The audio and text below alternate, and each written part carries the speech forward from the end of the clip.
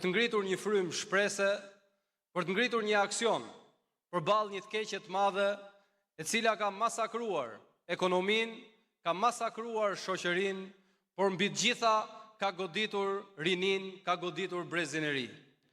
Fal 14 vite të kësaj qeverie dhe bashkëpunimit me krimin e organizuar dhe me pastrimin e parave drogës në ndërtim, në sektorin e ndërtimit, për herë të parë në rajonin ton u krijua, u themelua brezi pa shtëpi.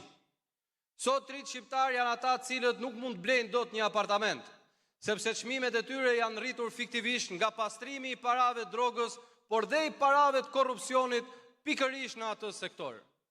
Sot për shkak të aferave korruptive janë krijuar gropat në buxhetin e shtetit që nuk lejon të shërbesh qytetarëve, që nuk lejon rritjen e pensioneve, që nuk lejon rritjen e rrogave.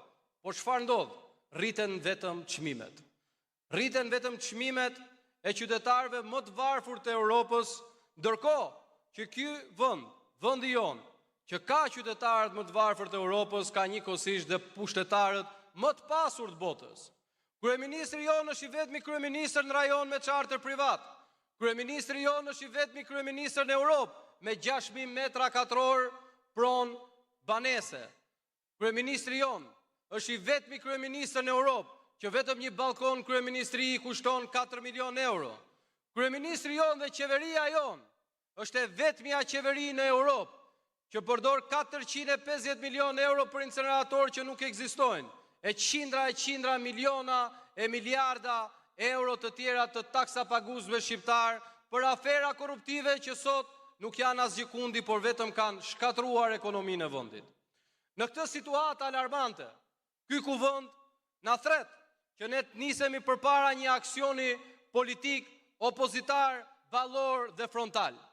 Fatkeqësisht, prej kohësh në Shqipëri, institucionet janë kapur të gjitha, qoftë sistemi i drejtësisë, qoftë media, çdo institucion, qoftë organizatat apo ato që hiqen si shoqëri civile, të gjitha janë kapur nga narkopushteti i Edi Ramës.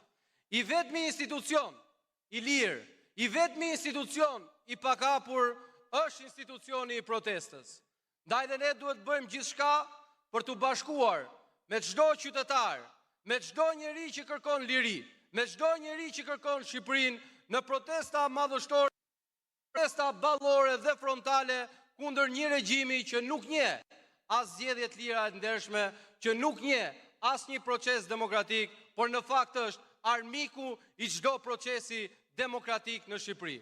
Ndaj, sot më shumë se kurrë, ky kuvend ka një rëndësi jetike dhe historike.